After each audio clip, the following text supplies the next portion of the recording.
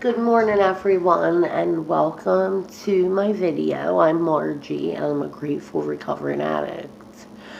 Today we're going to talk about the Just for Today reading and I'm going to share where I'm at. So let's start with a silence to reflect on why we're here and the still suffering addict that's out there that has not found Narcotics Anonymous or recovery yet. God, grant us the serenity to accept the things we cannot change, the courage to change the things we can, and the wisdom to know the difference. Amen.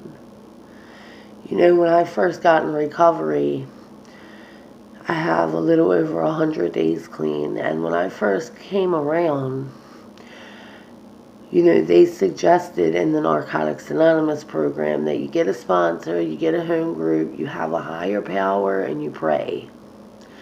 And those things were fairly easy to me besides the praying part, because I felt like God had let me down my whole entire life, and it was hard for me to surrender to the person I felt responsible for ruining my life.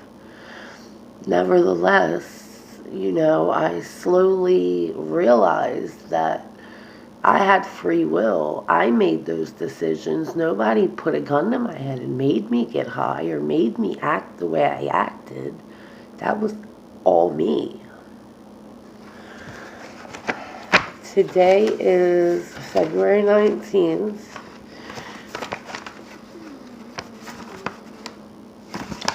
Give me 1 second while I find that date. Alright.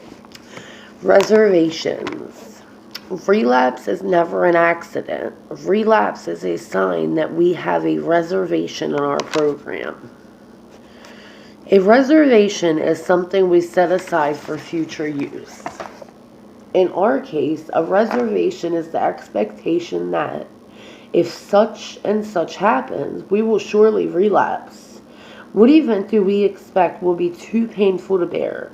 Maybe we think that if a spouse or loved one leaves us, we will have to get high. If we lose our job, surely we think we will use. Or maybe it's the death of a loved one that we expect to be unbearable. In any case, the reservations we harbor give us permission to use when they come true, as they often do. We can prepare ourselves for success instead of relapse by examining our expectations and altering them where we can. Most of us carry within us a catalog of anticipated misery closely related to our fears. We can learn how to survive pain by watching other members live through similar pain. We can apply their lessons to our own expectations. Instead of telling ourselves we will have to get high if this happens, we can quietly assure ourselves that we too can stay clean through whatever life brings us today. Just for today, I will check for any reservations that may endanger my recovery and share them with another addict. This is a really big piece for me because I was a chronic relapser, for 10 years. I always had reservations. I always thought that if this guy leaves me, then it's going to be too painful and I'm going to have to numb myself to deal with these feelings. And I now know today that is so wrong. The key thing is just don't use. If you don't pick it up, it don't get in you. And I love the NA, sayings, because the quotes, because they're so true. If you don't pick it up, it can't get in you. And if you just don't use no matter what, one day at a time, you'll end up with years clean. That's all you have to do is don't use no matter what. You have to be a part of the no matter what club. We can't afford to relapse anymore. We've woken up. And now that we're introduced to the Narcotics Anonymous program and a new way of life, we can't enjoy using anymore because, that thought is in the back of our heads. Well, I knew a new way of life, I was introduced to it, and now I'm back to this, and you're always thinking, no, I need to go back and get clean. That's the great thing of when you're introduced to recovery.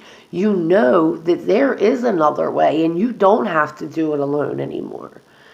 So many addicts don't realize that, and they die in addiction because they think they're alone.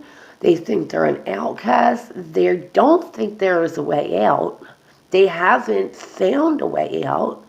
They felt trapped, and they used and used until they died. My fiance overdosed in my arms June 9th of 2014.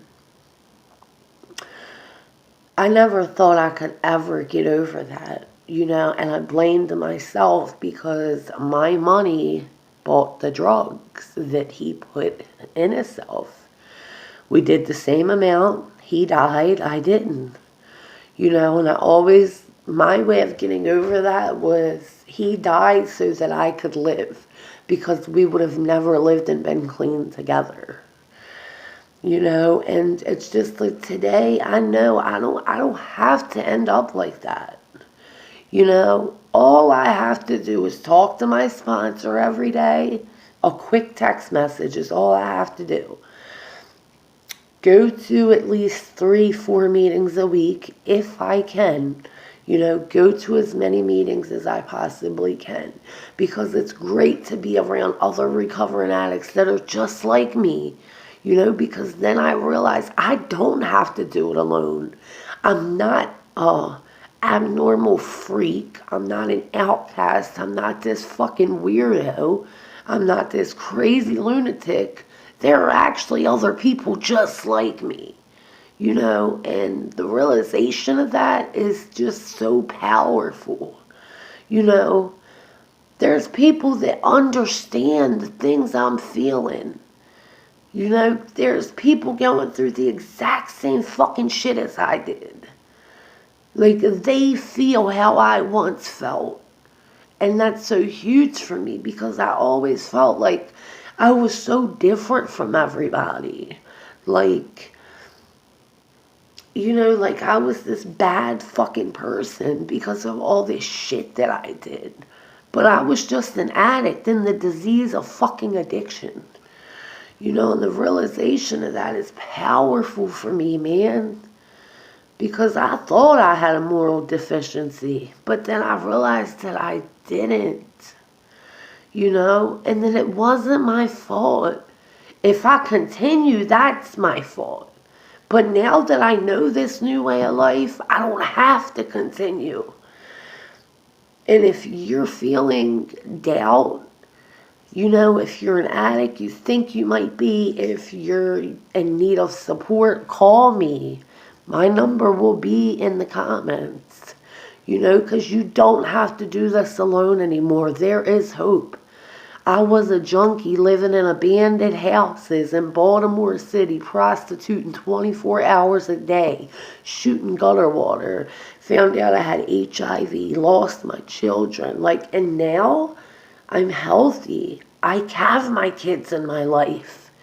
Somebody who never worked a day in my life, a real job. I've now had multiple jobs in recovery. Things I never thought would be possible. I got to see my children again. They were fucking taken from me, man, because I was a piece of shit mother. Because I cared more about one more fucking hit of whatever drug I was doing. Because more was my drug of choice. Whatever I'm getting, I want more and more and more. But I never thought I would have my kids again. And I do today. And I'm so grateful for that, man. So grateful. But if you need support, man, you can go to the Narcotics Anonymous hotline. You can go to the website. And you can call me, you can text me, and I will talk to you. I will help you through whatever situation you're in need of. I'm still an addict and I'll keep coming back. Thanks for letting me share. Have a good day, everybody.